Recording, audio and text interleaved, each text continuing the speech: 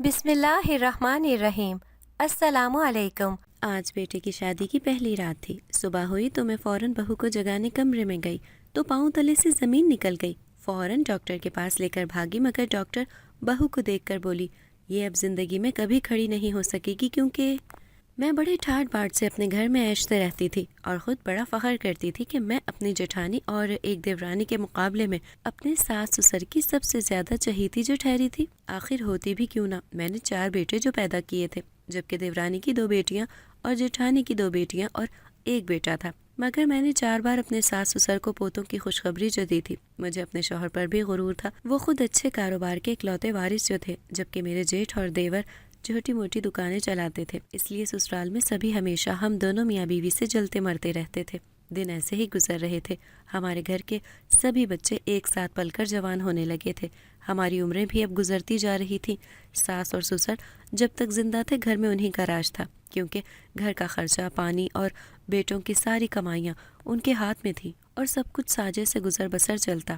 مگر جو ہی بچے جوان ہونے کو آئے اور گھر میں تھوڑی تنگ دستی ہونے لگی، چھوٹی چھوٹی باتوں کو لے کر جھگڑے ہونے لگے تھے، مگر گزارا چلتا رہا۔ پر جو ہی ساس سسر فوت ہوئے تو گھر میں نا اتفاقیاں بڑھتی چلی گئیں۔ ساس سسر تو سمجھا بجھا کر سب کا جھگڑوں کے درمیان پھر سے میل ملاپ کروا دیتے تھے، مگر ان کے جانے کے بعد تو بھائیوں اور بھاوجوں کو اکٹھا مل کر رکھنے والا کوئی نہ تھا، اور ہر چھوٹی بات پر حصوں بٹواروں کی نوبت آ جاتی تھی۔ اور بھائی میں تو اس دن سے ہی اپنے بچوں کو اپنے چچا اور تایا سے علیحدہ ہونے کی تلقین کرتی رہتی تھی، کیونکہ مجھے نہیں پسند تھا کہ میرے 4 بیٹوں سے وہ لوگ اپنے لیے بھرپور فائدہ اٹھا سکیں۔ لیکن میرے 4 بچے تو پہلے ہی اپنے تایا اور چچا کے بچوں کے ساتھ بہت زیادہ گھلے ملے رہنے لگے تھے، اور وہ بھی ان سے دور ہونے کا سوچ بھی نہیں سکتے تھے۔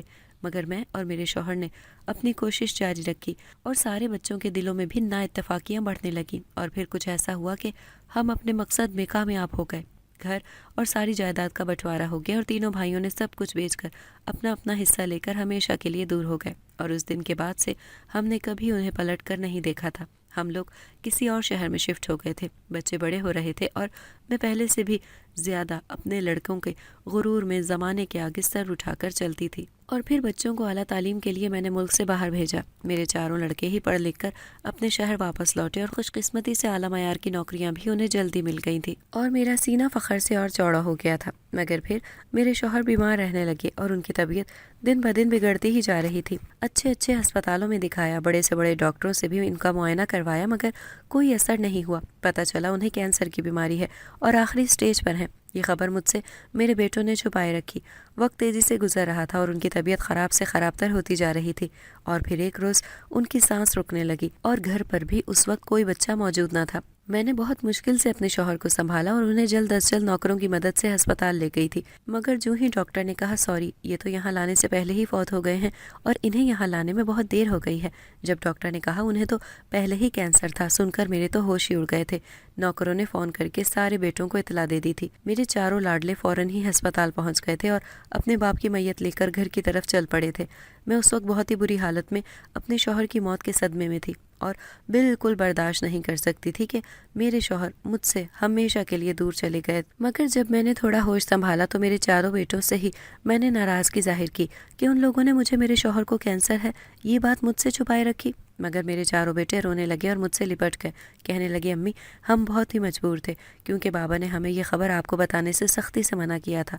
وہ آپ کو کسی حالت میں بھی پریشان نہیں دیکھ سکتے تھے، اور آج وہ مجھ سے اتنی دور چلے گئے کہ کبھی لوٹ کر نہیں آ سکتے۔ میں زور زور سے روتے ہوئے اپنے بیٹوں کو گلے سے لگاتی رہی۔ دن ایسے ہی گزر رہے تھے اور آہستہ آہستہ سب کچھ اپنے معمول پر آنے لگا تھا۔ میرے 4 بیٹوں نے اپنے باپ کے کاروبار کو بخوبی اچھے سے بہت ہی جلد سنبھالنا شروع کر دیا تھا۔ میرے شوہر تو اب زندہ نہ رہے تھے، اس بات کا دل میں مجھے بہت صدمہ ضرور تھا، مگر دوسری طرف میرے ٹھاٹ باٹ اب اور بھی زیادہ ہو گئے تھے، کیونکہ 4 امیر ترین بیٹوں کی ماں جو ٹھہری تھی، اور سارے محلے کے لوگ مجھ سے جلتے مرتے تھے۔ کوئی ایسی خواہش نہ ہوتی تھی کہ میرے منہ سے نکلے بغیر ہی میرے بیٹے پوری نہ کرتے تھے، مگر پھر بھی اس عیش و آرام کی زندگی میں شوہر کی جگہ خالی ہونے کی وجہ سے اب بھی میری زندگی میں ایک ادھورا پن تھا، اور یہی اکیلا پن مجھے کھانے کو دوڑتا تھا۔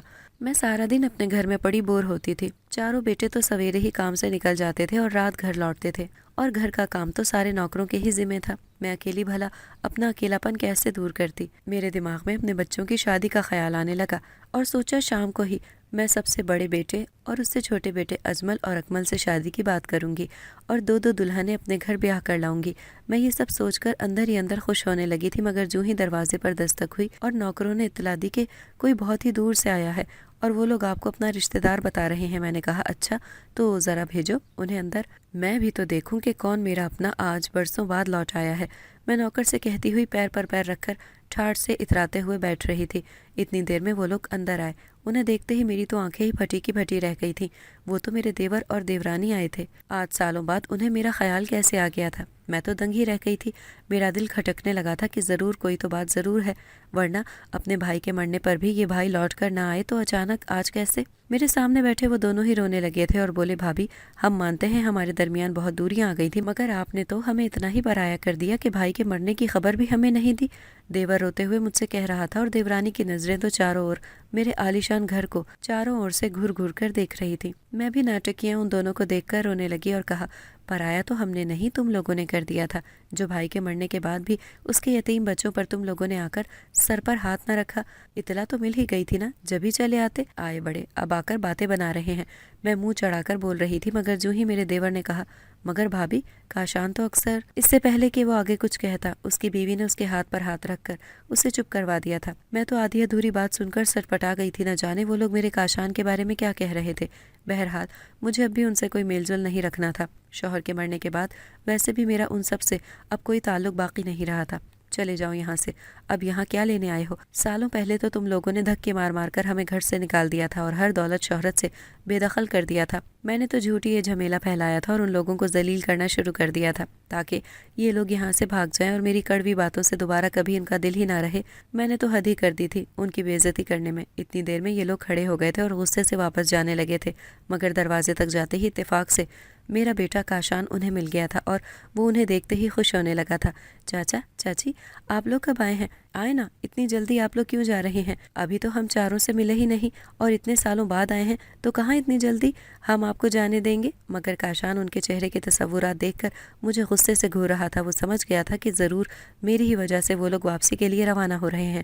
میں نے تو اپنے منہ سے اف تک نہ کہی اور میرے دیور دیورانی دونوں ہی روتے ہوئے کہنے لگے تمہاری ماں نے ہمیں جو ذلیل کیا وہ کم تھا جو اب تم بھی چلے آئے اور بھائیوں کے انتظار میں بیٹھے ہم تاکہ تم سب باری باری ہمیں ذلیل کر سکو۔ ہم تو بھائی کے مرنے کی خبر سنتے ہی تڑپ کر فوراً ہی دوڑے چلے آئے تھے، مگر ہمیں کیا معلوم تھا کہ تم لوگ تو ہماری بے عزتی دل بھر کر کرنے پر بیٹھے ہو۔ چلو ارشد، میں ایک پل اور یہاں نہیں رکنا چاہتی۔ چچی چچا کا ہاتھ پکڑ کر فوراً ہی نکل گئی تھی اور کاشان میرا منہ تکتا ہی رہ گیا تھا، مگر میں نے تو بنا کچھ کہے ہی وہاں سے اٹھ کر اپنے کمرے کی طرف جانے کے لیے رخ کر لیا تھا اور پھر بات وہیں رفع دفع ہو گئی تھی۔ اگلی صبح ناشتے پر جب ہم اکٹھے بیٹھے سب کے سب ناشتہ کر رہے تھے، میں نے اجمل اور اکمل سے شادی کی بات چھیڑ دی تھی اور سختی سے کہہ دیا تھا کہ میں اپنی دونوں بہو اپنی مرضی سے لے کر آؤں گی۔ سبھی میری باتوں کو سن کر ہنس پڑے تھے۔ ہم لوگ بہت ہی خوش تھے، مگر کل کی بات سے کاشان بہت ہی چپ چپ تھا۔ اس نے گھر میں اس بات کا ذکر کسی سے نہ کیا تھا۔ کل ان کے چچا چچی گھر آئے تھے، مگر اس کا رویہ میرے ساتھ تھوڑا اکھڑا اکھڑا تھا۔ ادھر دوسری طرف میں نے بہوؤں کی تلاش شروع کر دی تھی اور ایک سے ایک خوبصورت اور خاندانی امیر لڑکی پر میری نظر تھی اور انتظار میں تھی کہ کب کہیں بات بنے اور میں اپنے دونوں بچوں کے سر پر صحرا باندھ کر ان کی بارات لیے چل پڑوں۔ اور پھر اللہ نے میری سن لی تھی، مجھے خوش قسمتی سے دونوں ہی امیر اور خوبصورت بہویں مل گئی تھیں اور اجمل اور اکمل کی شادی کی تیاریاں میں نے بڑے جوش و خروش سے شروع کر دی تھی۔ ایک دن بھی ایسا نہ ہوتا تھا جب گھر میں کوئی گانا بجانا نہ ہوتا تھا۔ جس دن سے شادی کی بات گھر میں چل رہی تھی، میں محلے کی لڑکیوں کو رات اپنے گھر جمع کر لیتی تھی اور ٹھاٹ باٹ سے بچوں کے سر صحرا سجانے کے خوابوں کو آنکھوں میں لیے خوب گانا بجانا کرتی تھی۔ اور پھر وہ خوشیوں کے دن بھی آ گئے تھے۔ میرے دونوں بچوں کی شادیوں کی تاریخیں مقرر ہو گئی تھی اور بارات لے جانے کے لیے میں بے چین ہوئی جا رہی تھی۔ پھر ایک روز میں نے کاشان کو چھیڑ دیا تھا کہ اگلا نمبر تیرا ہے اور پہلے ہی کہہ دیتی ہوں تیری بیوی بھی میں اپنی ہی مرضی کے مطابق لے کر آؤں گی، امیر اور خوبصورت۔ مگر کاشان نے منہ موڑ کر صاف کہہ دیا تھا کہ اسے کوئی شادی وادی نہیں کرنی۔ ہاں آپ اصغر کے بارے میں سوچ سکتی ہیں۔ میں تو کاشان کا یہ بے رخی رویہ دیکھتے ہی چونک پڑی تھی اور سوچنے لگی کہ اسے آخر کیوں شادی سے اتنا اعتراض ہونے لگا ہے، اور آج کل یہ پہلے جیسا بھی نہیں ہے بلکہ یہ بدلا ہوا ہے۔ مگر یہ بات پھر سے ایک طرف دب گئی تھی اور شادی کی چہل پہل میں سارا گھر گم تھا۔ سبھی لوگ خوشیاں منا رہے تھے۔ کاشان اور اصغر نے بھی اپنے بھائیوں کی شادی کی تقریبات میں کوئی کمی نہ ہونے دی تھی اور سب کچھ اچھے سے عالیشان طریقے سے نبھایا۔ سارا اہتمام بھی اچھے اعلیٰ معیار کے مطابق ہوا اور دونوں ہی بہوؤں کے گھر والے بھی خاندانی امیر ہونے کی وجہ سے سب کچھ انہوں نے اپنے مطابق رکھوا دیا، حق مہر، بچیوں کا جائیداد میں برابر سے حصہ، زیور وغیرہ سب کچھ۔ خیر مجھے کون سا کسی چیز کی کمی تھی، میں نے بھی سب کچھ دل کھول کر بچوں کی خوشی کے لیے کیا، اور دونوں ہی باراتیں ایک ایک دن کے وقفے سے خوب شور شرابے سے نکلیں اور اجمل اور اکمل اپنی اپنی دلہنوں کو خوشی سے رخصت کروا کر گھر لے آئے تھے۔ میری گھر میں نئی نئی خوشیاں آئی تھیں، میری شان میں اب تو اور اضافہ ہو گیا تھا۔ میں ساس جو بن گئی تھی، اب تو میرا راج پھر سے اس گھر میں چلنے والا تھا اور میں فخر سے سر اٹھا کر چلنے والی تھی، مگر پھر کچھ ایسا ہونے والا تھا جس کا تصور بھی میرے ذہن و گمان میں بھی نہ تھا، اور ہوا کچھ یوں کہ شادیوں کو اب 2 سال کا عرصہ گزر گیا تھا اور میرے اجمل کی گود میں ایک بیٹا اور اکمل کی گود میں ایک بیٹی تھی۔ ماشاءاللہ میرے گھر میں بھی بچوں کی کلکاریاں گونجنے لگی تھیں۔ اس کے بعد مجھے ایک ہی خواہش رہ گئی تھی کہ مرنے سے پہلے اصغر اور کاشان کے بچوں کو بھی میں اپنی گود میں ہنستا کھیلتا دیکھوں۔ اس لیے میں نے اب گھر میں اصغر اور کاشان کی شادی کا ذکر چھیڑ دیا تھا اور کاشان کے لیے لڑکی بھی ڈھونڈنا شروع کر دی تھی، مگر جو ہی کاشان نے کہا کہ وہ اپنی پسند کی لڑکی سے شادی کرے گا نہیں تو کنوارا ہی بیٹھا رہے گا، میرے دل کو شدید ٹھیس پہنچی تھی کہ میرا لاڈلا بیٹا آج میرے سامنے نظریں اٹھا کر یہ کیا کہہ رہا تھا۔ میں چپ خاموش ہو کر کاشان سے ناراض ہونے لگی تھی۔ پھر ایک روز اکمل اور اجمل میرے پاس آ کر بیٹھ گئے تھے اور میرے ہاتھوں کو اپنے ہاتھوں میں لیے مجھے پیار سے سمجھانے لگے تھے کہ امی آپ کاشان کی خوشیوں کے لیے اس کی بات مان جائیں اور اپنی ضد چھوڑ دیں، مگر مجھے بھلا یہ کیسے گوارا تھا، آج میرے بچے میرے نہیں رہے جن پر میں ہمیشہ اپنی چلاتی آئی تھی۔ دونوں ہی سمجھانے لگے کہ امی اپنی ضد چھوڑ دیں، اب وقت پہلے جیسا نہیں رہا اور آپ نے اپنی مرضی کی دونوں بہوؤں کو لا کر پہلے ہی انجام دیکھ لیا ہے، اب بس کر دیں، ہم نہیں چاہتے کہ آپ کے دل کو اب کوئی اور ٹھیس پہنچے۔ میں ایک پل کے لیے کاشان کی خوشی کا سوچ کر خاموش ہو گئی تھی اور اجمل اور اکمل کی بیویوں کے بارے میں سوچنے لگی تھی کہ میں کتنے ارمانوں سے ان دونوں کو بیاہ کر گھر لائی تھی، مگر ان کے گھر آنے کے بعد یہ گھر پہلے جیسا اب نہیں رہا تھا۔ بہرحال میں کاشان کی خوشی کے لیے مان گئی تھی، مجھے اعتراض اس کی پسند کی شادی سے نہیں تھا، اعتراض تھا تو اس رشتے سے جو اپنے لیے وہ چن چکا تھا۔ بہرحال اجمل اور اکمل کی باتوں سے میں ہار مان چکی تھی اور ایک بار پھر سے میں کاشان کی دلہن بھی گھر لانے کے لیے راضی ہو گئی تھی، اور کاشان کی تو خوشی کا کوئی ٹھکانہ نہیں رہا تھا جب سے اس نے اپنی مرضی سے شادی کی خبر سنی تھی، مگر کاشان نے تو حد ہی کر دی تھی کہ وہ کوئی فضول کی رسومات نہیں کرے گا اور کورٹ میرج کر کے اپنی دلہن کو سادگی سے گھر لے آئے گا۔ میں پھر سے مایوس ہو گئی تھی، مگر میں نے تو اب خاموشی ہی لگا لی تھی کیونکہ میرے لیے تو یہ سب اچھا ہی ہو رہا تھا، کیونکہ میں اس گھر میں کبھی پاؤں ہی نہیں رکھنا چاہتی تھی اور صرف کاشان کی وجہ سے میں نے خاموشی اختیار کر لی تھی۔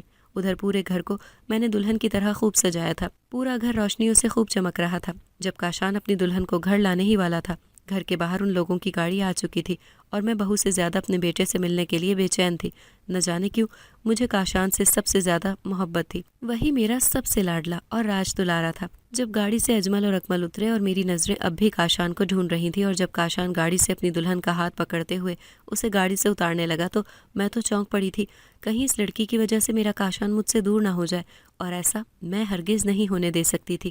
میرا دل تو زور زور سے دھڑکنے لگا تھا۔ کاشان اسے پکڑ کر اندر لانے لگا تھا اور اندر میرے سامنے آتے ہی کہنے لگا، وہ ذرا اس کا شرارہ بہت بھاری ہے نا، اس لیے تھوڑی مشکل اسے پیش آ رہی تھی۔ میں نے مسکراتے ہوئے بات ٹال دی تھی، مگر میری دونوں بہوؤں کے منہ اس نئی دلہن کے گھر آنے سے اتر گئے تھے۔ انہیں لگا تھا کہ اس کی وجہ سے اب ان کی وہ اہمیت نہیں رہے گی، مگر میں نے اپنے گھر میں وہ سب کبھی نہیں ہونے دینا تھا جو سب میرے سسرال میں سالوں پہلے ساس سسر کے مرنے کے بعد ہوا تھا۔ مجھے اپنے چاروں بیٹوں کو ہی اپنی مٹھی میں رکھنا تھا۔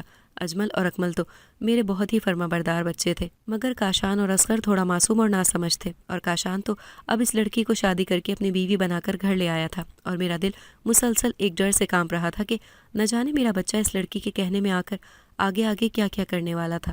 کاشان اور اس کی بیوی اپنے کمرے میں چلے گئے تھے، نوکروں سے کہہ کر میں نے کھانا ان کے کمرے میں ہی بھجوا دیا تھا۔ میں اپنے کمرے میں فکر سے ادھر ادھر ٹہل رہی تھی اور سوچ میں پڑی ہوئی تھی کہ اس کی بیوی وہ لڑکی تھی جو بہت ہی خوبصورت اور حسین، اور میرا دل اس بات سے ڈرا جا رہا تھا کہ اس نے گھر آنے سے پہلے ہی کاشان کو نیچے کا کمرہ لینے کی خواہش ظاہر کی تھی، اور اکمل نے کاشان کو اپنا نیچے کا کمرہ خوشی خوشی دے دیا تھا، اور مجھے یہ فکر کھائی جا رہی تھی کہ یہ لڑکی نہ جانے اب کیا کیا اپنی مرضی کاشان کے کندھے پر بندوق رکھ کر پوری کروائے گی۔ پہلے ہی وہ 2 ناگن بہویں کم تھی جو یہ ایک اور آ گئی تھی، اور یہ تو پھر میں نے اس رات ہی سوچ لیا تھا کہ نہیں، میں ایسا ہرگز نہیں ہونے دوں گی اور کاشان کو خود سے یا اپنے بھائیوں سے دور نہیں ہونے دوں گی۔ میں ہمیشہ ہی اس بہو کو دبا کر رکھوں گی۔ ساری رات میں سوچ سوچ کر ہی پریشان ہوتی رہی تھی اور صبح ہونے کا انتظار کرنے لگی تھی کہ کب صبح ہو اور میں جھٹ سے دلہن کے کمرے میں جاتے ہی اسے اس گھر کے سارے اصول پہلے ہی سمجھا دوں۔ صبح ہونے کو تھی اور سارے گھر والے اٹھ چکے تھے اور اپنے اپنے کاموں میں مصروف تھے، مگر کاشان اور اس کی دلہن اب تک ناشتے پر نہیں آئے تھے۔ دونوں بہوؤں نے بھی اس کے خلاف باتیں کرنی اور طنز کرنے شروع کر دیے تھے۔ میں فوراً سے غصے میں اٹھی اور بہو کے کمرے میں جانے لگی۔ سوچا پہلے ہی دن اس نے اٹھنے میں دیر کر دی تو آئندہ یہ بھی مزے سے دیر تک سوئے گی اور اپنی ہی منمانی اور بہوؤں کی طرح کرے گی۔ میں اسے جگانے کے لیے جو ہی اس کے کمرے میں گئی، میرے تو ہوش ہی خطا ہو گئے تھے۔ اسے دیکھتے ہی میرے تو پیروں تلے سے زمین ہی نکل گئی تھی اور فوراً ہی میرے دماغ میں اسے لے کر یہ خیال آیا کہ کل شادی کی پہلی رات تھی، کہیں اس کے ساتھ کاشان نے کوئی ظلم یا اس سے کسی قسم کا کوئی بدلہ تو نہیں لیا جو بہو کا یہ حال ہوا۔ میں تو سر پکڑ کر وہیں بیٹھ گئی تھی، وہ تو اپنے بستر سے اٹھ ہی نہیں پا رہی تھی اور میں چادر ہٹائے ہاتھ میں لیے وہیں حیرت زدہ ہو کر بیٹھی رہی۔ وہ امی امی کہتی رہی، میری بات تو سنیں پلیز، ایک بار میری بات سنیں۔ اس کے چہرے سے صاف ڈر اور خوف الگ ہی ظاہر ہو رہا تھا۔ یہ پہلی بار تھا جب مجھے اس پر ترس آیا تھا۔ اتنی دیر میں نہ جانے میرے ذہن میں کیا کیا خوفناک خیالات کاشان کو لے کر آنے لگے تھے، اور اگر یہ سب کاشان کا ظلم تھا تو میں اسے خود پولیس کے حوالے کرنے کو تیار تھی۔ میں نے بہو کی ایک نہ سنی اور چھپ کر نوکروں کو بلا کر اسے گاڑی میں ڈال کر فوراً ہی ہسپتال لے آئی تھی اور نوکروں سے کہہ دیا تھا کہ گھر میں کسی کو اس بات کی بھنک بھی نہ لگے کہ بہو تو… میں جیسے ہی بہو کو ہسپتال لے کر آئی اور لیڈی ڈاکٹر سے اس کا معائنہ کروایا تو فوراً ہی کہہ پڑی کہ افسوس، آپ کی بہو اب کبھی کھڑی نہیں ہو سکے گی کیونکہ یہ تو پہلے ہی… بہو نے کہا، امی ایک بار آپ میری بات سن لیں، پھر چاہے آپ جو سزا دیں مجھے قبول ہے، مگر یہ سچ ہے کہ گھر والوں سے یہ بات میرے ماں باپ نے چھپائے رکھی اور آپ کو بھی کوئی خبر نہیں ہوئی، مگر کاشان وہ اس سچائی سے بالکل بھی انجان نہیں تھا، وہ سب جانتا تھا۔ یہ بات سنتے ہی میرے کلیجے پر چاقو چل پڑے تھے کہ کاشان نے اتنا بڑا دھوکہ میرے ساتھ کیا۔ میں غصے میں بھری بہو کو وہیں چھوڑ کر اکیلے ہی گھر آ گئی تھی اور کاشان زور زور سے گھر آتے ہی چلانے لگی تھی۔ کاشان کو فوراً ہی اجمل اور اکمل نے فون کر کے گھر بلا لیا تھا اور میرا غصہ دیکھتے ہی سب سمجھ گئے تھے کہ ضرور کوئی تو بہت بڑی بات ہے جو آج امی اتنے سالوں بعد پھر سے اپنے غصے میں برس رہی ہیں۔ کاشان اس وقت نظریں جھکائے میرے سامنے کھڑا تھا اور خاموشی سے میرا غصہ برداشت کر رہا تھا۔ اتنی دیر میں بہو بھی گھر پہنچ چکی تھی اور سب کے سامنے اس راز کا خلاصہ ہونے جا رہا تھا کہ اس لڑکی کے ساتھ کیا ہوا تھا، اور کاشان اور اس لڑکی نے پورے گھر والوں کو ایک دھوکے میں رکھا تھا۔ اس سے پہلے میں کچھ بیان کرتی، اس لڑکی نے خود ہی اپنا وہ راز سب کے سامنے کھول دیا تھا۔ سب گھر والوں کو حیرت کا جھٹکا لگا تھا کہ کاشان نے اپنی مرضی کی شادی تو کی ہی، مگر وہ بھی ایک ایسی لڑکی جو آہستہ آہستہ دن گزرنے لگے تھے اور اس بات کو 3 سال ہو چکے تھے۔ اس دن جو کچھ اس گھر میں ہوا تھا، کاشان اور بہو سب سے علیحدہ رہتے تھے، کوئی بھی ان سے میری مرضی کے خلاف بات تک کرنا گوارا نہ کرتا تھا۔ پھر میرے گھر وہ سب شروع ہوا جس نے مجھے ہلا کر رکھ دیا تھا۔ میرے گھر میں بھی وہی کہانی دہرائی جا رہی تھی جو سالوں پہلے میرے سسرال میں گزری تھی، اور رہ رہ کر مجھے صرف اتنا ہی خیال آتا تھا کہ میں ہی تھی ان سب کی وجہ۔ میری ہی وجہ سے برسوں پہلے سسرال میں بھائیوں میں جو اختلافات ہوئے تھے وہی آج میری دونوں بہوؤں نے اجمل اور اکمل کے درمیان شروعات کر دی تھی، اور بچوں میں بھی وہی سب ہونے لگا تھا۔ مجھے انتہائی افسوس جب ہوا جب وہی لڑکی جسے میں نے کاشان کے لیے ناقابل کہہ کر ناقابل قبول کر دیا تھا، وہ ان 3 سالوں میں مجھ سے ایک پل بھی دور نہ ہوئی اور میری خدمت گزار بن کر رہی، اور میرا دل اس نے پوری طرح جیت لیا تھا۔ اور سب سے بڑی بات، کاشان نے بھی ان سب میں اس کا ساتھ دیا تھا، اور دونوں ہی میاں بیوی مجھ سے لاکھ اختلافات کے باوجود بھی میرے حکم کو سر آنکھوں پر رکھتے رہے، اور ان لوگوں نے ہی مل کر بھائی بھائی کی دوریوں کو ختم کیا اور وہ سب نہ ہونے دیا جو برسوں پہلے ان دونوں نے ہی اپنے بچپن میں اپنی آنکھوں کے سامنے ہوتا خود دیکھا تھا۔ آج مجھے میری غلطی کا شدت سے احساس ہوا تھا اور میں معافی مانگتے ہوئے کاشان اور اپنی بہو سے گلے لگ کر رونے لگی تھی۔ ان دونوں نے میرے گھر کو ٹوٹنے سے بچا لیا تھا۔ دوسری طرف یہ سچ تھا کہ مجھے کاشان کی پسند کی شادی سے اعتراض نہیں تھا، اعتراض اس بات سے تھا کہ اس کی ہونے والی بیوی اور کوئی نہیں، میرے ہی دیورانی اور دیور کی بیٹی تھی، جو اس دن میرے گھر آئے تھے اور رشتے کی بات کرتے، مگر میں نے انہیں گھر سے بے عزت کر کے نکال دیا تھا، اور جاتے جاتے کاشان سے وہ سارے رشتے ناتے توڑ گئے تھے۔ مگر کاشان تو اس لڑکی کو بچپن سے ہی پسند کرتا تھا، اور پھر موقع دیکھ کر اس نے پسند کی شادی کی بات کی، مگر وہ جانتا تھا کہ میں تھک ہار کر ہار بھی مان گئی تو اس لڑکی کی اس سچائی کو کبھی قبول نہیں کر سکوں گی، کیونکہ وہ لڑکی تو… لیکن آج مجھے افسوس نہیں بلکہ فخر تھا کہ میرے بیٹے نے بالکل ٹھیک فیصلہ لیا تھا اور اسے شادی کر کے گھر لے آیا تھا، کیونکہ میری سوچ اس لڑکی نے بدل دی تھی کہ امیر ہونا اور خوبصورت ہونا ہی سب کچھ نہیں ہوتا، بلکہ اصل خوبصورتی اور امیری تو انسان کے کردار سے صاف جھلکتی ہے۔ پھر چاہے اس میں خدا کی طرف سے دی ہوئی کوئی کمی ہی کیوں نہ ہو، مگر وہ کمی اس لڑکی کاشان کی بیوی حمیرہ میں بچپن سے یا پیدائشی نہ تھی، جب تو وہ بھی عام لوگوں کی طرح بالکل نارمل تھی۔ کاشان جب اسے پسند کرنے لگا تھا اور اکثر اپنے چچا چچی کے گھر بھی اس سے ملنے جایا کرتا تھا، مگر پھر ایک حادثہ ہوا اور حمیرہ کی زندگی بدل کر رہ گئی۔ اس کی قسمت نے اسے خون کے آنسو رلا دیا تھا، اور اس کے ماں باپ کی لالچ، جو وہ اپنی بیٹی کی شادی امیر ہونے کی وجہ سے کاشان سے کروانا چاہتے تھے، مگر قسمت کے ہاتھوں حمیرہ اس حادثے کا شکار ہو گئی اور اس کے ماں باپ کو ان کی لالچ کی سزا مل گئی تھی۔ جس دن حمیرہ دونوں پیروں سے معذور ہو گئی تھی، گاڑی کے نیچے آ جانے کی وجہ سے اس کی دونوں ٹانگوں کو آپریشن کے تحت کاٹ دیا گیا تھا، اور اب حمیرہ ہمیشہ کے لیے بستر سے لگ گئی تھی۔ مگر اس وقت بھی کاشان کا ظرف کمزور نہ پڑا اور اس نے حمیرہ کا پورا ساتھ دیا اور اس کا علاج کروایا، اور وہ نقلی ٹانگوں کے ذریعے اب چل پھر سکتی تھی۔ کلپ کے ذریعے وہ نقلی ٹانگوں سے اپنی زندگی گزارنے لگی تھی، اور کاشان نے اسی وجہ کے تحت یہ بات سب سے چھپا کر سادگی سے حمیرہ سے کورٹ میرج کر کے اسے گھر لے آیا تھا۔ مگر کاشان کے علاوہ یہ بات اجمل اور اکمل کو بھی معلوم تھی۔ ان دونوں نے بھی مجھے کاشان کی پسند کی شادی کے لیے منایا تھا اور اجازت دلوائی تھی، اور آج وہ اس گھر میں میری بہو کی حیثیت سے کاشان کے ہونے والے بچے کی ماں بننے والی تھی۔ مگر اس لڑکی حمیرہ نے میرا برسوں کا غرور، وہ ٹھاٹ باٹ، وہ گھمنڈ سب چور چور کر دیا تھا، اور اس کی وجہ سے آج جا کر مجھے اپنے سارے کیے پر بے حد افسوس ہونے لگا تھا۔ جو کچھ میری وجہ سے سالوں پہلے میرے شوہر کے گھر میں ہوا تھا، وہ سب آج میرے اپنے گھر میں میرے بچوں کے بیچ ہونے سے حمیرہ اور کاشان نے روک لیا تھا۔ مجھے جلدی اپنی دیورانی، دیور اور جیٹھ جٹھانی کو اپنے گھر بلوانا تھا اور ان سے رو رو کر معافی مانگنی تھی۔ کاش آج میرے شوہر بھی زندہ ہوتے تو وہ مجھے نہ جانے معاف کر بھی پاتے یا نہیں، کیونکہ غلط ہونے کے باوجود بھی انہوں نے صرف اور صرف مجھ پر یقین کیا اور میرے ہی اشاروں پر اپنے بھائیوں سے علیحدگی اختیار کر لی تھی۔ میرے سارے سسرال والے گھر آ چکے تھے اور میں نے سب سے ہی اپنی غلطیوں کی معافی مانگی، اور ساتھ ہی میں نے کاشان اور اس کی بیوی حمیرہ کو بھی گلے لگا کر معاف کر دیا تھا۔ مجھے کوئی شرمندگی نہیں بلکہ فخر تھا کہ حمیرہ معذور ہونے کے باوجود بھی دل کی اور کردار کی نہایت ہی امیر اور خوبصورت تھی، ہوتی بھی کیوں نہ آخر میری بہو جو ٹھہری تھی۔ اگر آپ کو ہماری آج کی کہانی پسند آئی ہے تو اسے لائک کریں، شیئر کریں اور چینل کو سبسکرائب کرنا مت بھولیے گا، تاکہ آپ کو ہر نئی آنے والی ویڈیو کا نوٹیفیکیشن بر وقت ملتا رہے۔